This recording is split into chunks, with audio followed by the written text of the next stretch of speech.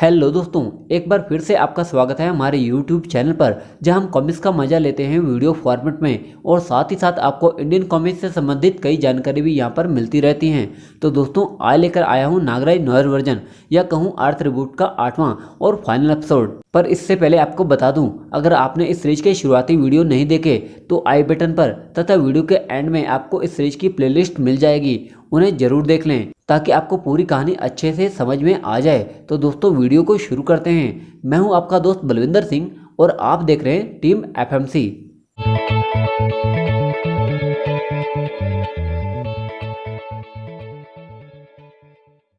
आगे हम देखते हैं थोडांगा की मौत के बाद दृश्य दिखाया जाता है नागद्वीप का, जहां महात्मा कालदूत के सामने खड़ा था एक शख्स जो नागराज को ढूंढ रहा था। कालदूत कहते हैं तो खबर सही थी, नाग शक्ति का प्रयोग करने वाला वह शख्स वाकई में है नाग सम्राट। इस पर वह शख्स कहता है जी महात्मन। फिर कालदूत कहते हैं हमारे सूत्रों के अनुसार वो गोरखनाथ और भाटकी से मिल चुका है। इस पर वह शख्स कहता है ओ, यानी उसे संभवतः सब पता है। इस पर कालदूत कहते हैं लगता तो ऐसा ही है नाग सम्राट। सोचने वाली बात केवल यह है कि उसने अब तक कोई निर्णय क्यों नहीं लिया।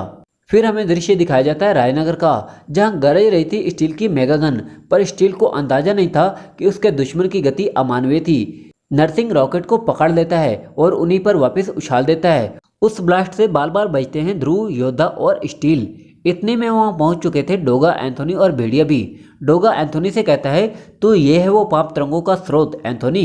इस पर एंथोनी कहता है हाँ डोगा।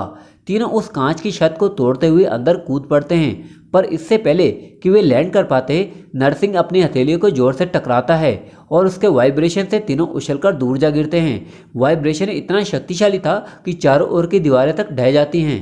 नरसिंह कहता है कितने चूहे और हैं, कहाँ छिपे रहते हो तुम, किस बिल में से निकलकर आते हो। उस मलबे में दबने से डोगा और ध्रुव तो फुर्ती से बच जाते हैं, पर योद्धा और स्टील उसमें फंस जाते हैं। खैर, उनमें से बाहर निकलना उनके लिए मामूली काम था। तब ध्रुव डोगा से कहता है तुम भेड़िए के साथ हो, यानी दोस्त हो, तुम्हारा परिचय क्या है दोस्त। इस पर डोगा अपना परिचय देते हुए कहता है मैं हूँ डोगा। इस पर ध्रुव कहता है तो डोगा मैं हूँ ध्रुव और सामने दिख रहे इस शैतान नरसिंह को रोकने की योजना मेरे पास है, पर मुझे तुम सबकी मदद चाहिए। इस पर डोगा कहता है योजना बताओ।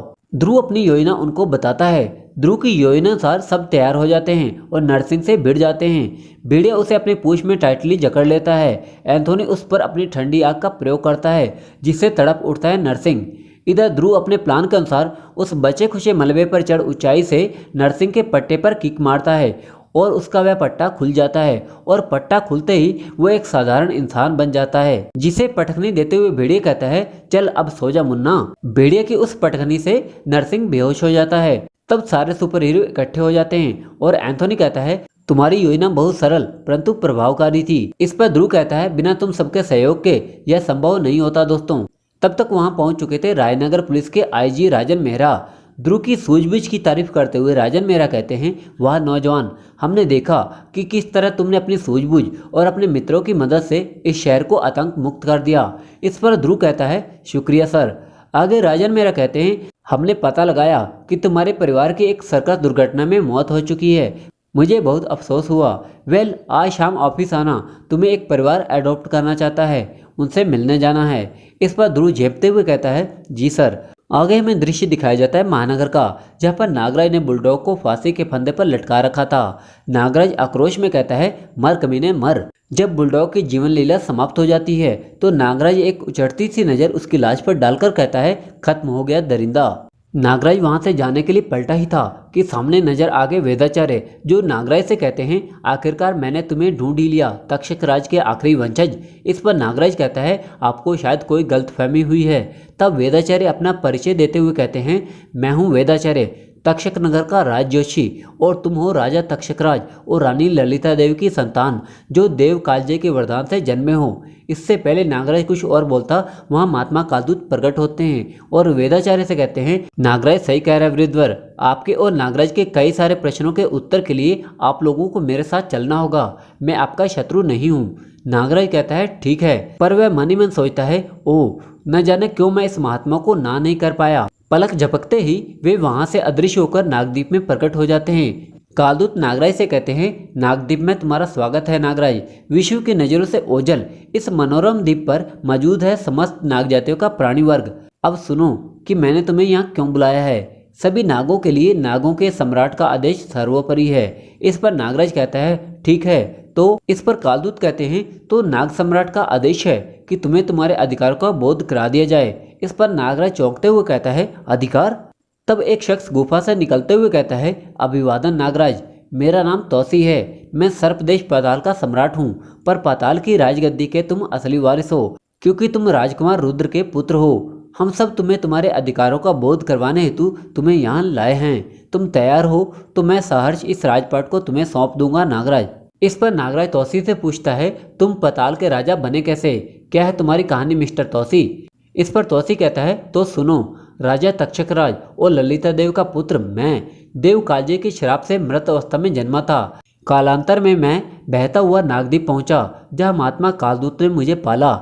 मैं छिपकर द्वीप से बाहर जाया करता था। जिस मंदिर में पुजारी नगात्रे ने तुम्हें नागमणि को सौंपा था, उसमें पाताल जाने का गुप्त मार्ग है। वार्षिक उत्सव में मेरी मुलाकात अप्सरा नाम की एक नागिन से हुई, जिसे पाताल का सेनापति दुर्जन भी चाहता था। हमारे प्रेम से जलकर उसने क्रोध में अप्सरा का कत्ल कर दिया और मैं शिवजी के तप से फिर इच्छाधारी बनने निकल पड़ा। वापिस आकर मैंने प्रतिशोध लिया और दुर्जन के वध के बाद जनता ने मुझे सहर्ष राजा स्वीकार कर लिया। तुम्हारे बारे में पता चलते ही मैंने तुम्हें यहाँ बुलवा लिया। आगे तौसी नागराज के कंधे पर हाथ रखते हुए कहता है अब फैसला तुम्हारे हाथों में है नागराज, मुझे उस राजपाट का कोई मोह नहीं है। इस पर नागराज कहता है तुम महान हो तौसी, और पाताल के सच्चे हकदार भी तुम ही हो। मेरा लक्ष्य विश्व से आतंकवाद का नाश करना है, ना कि किसी देश पर राज करना। मेरा अधिकार मैं तुम्हें सौंपता हूँ। इस पर तौसी कहता है तुम में धन्य हो नागराज, आज से तुम मेरे परम मित्र हो। और इसी के साथ नागराज अपने लक्ष्य की ओर बढ़ चलता है, जो था विश्व से आतंकवाद के नाश का अंतहीन सफर। तो दोस्तों इसी के साथ हमारी ये सीरीज अर्थ रिबूट यहीं पर समाप्त होती है। पर यह कहानी का अंत नहीं है, क्योंकि सीजन 2 अभी बाकी है, जिस पर काम चल रहा है। एक दूसरी दुनिया यानी अलग आयाम में देव कालजे खून से लथपथ और अपनी जान बचाते हुए फिर रहे हैं। वे कहते हैं मैं आखिरी देवता बचा हूँ, मुझे जल्दी ही उसे ढूंढना है, वरना मुझे भी खत्म कर देगा वो शैतान गॉड किलर।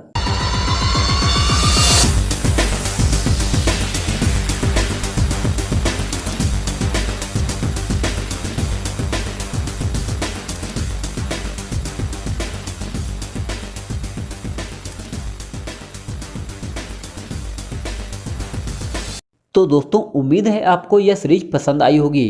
पसंद आई हो तो वीडियो को लाइक और शेयर करना ना भूलें। और दोस्तों एक खुशखबरी भी है, YouTube की तरफ से हमें कम्युनिटी टैब बटन भी मिल चुका है, जिसमें समय समय पर आपको बता दिया जाएगा कि हमारी कौन सी वीडियो आने वाली है। तो दोस्तों आपके प्यार और साथ का बहुत बहुत शुक्रिया। मुझे उम्मीद है हम आपकी उम्मीदों पर खरा उतरेंगे और FMC को आप भविष्य में भी अपना पूरा साथ देते रहेंगे।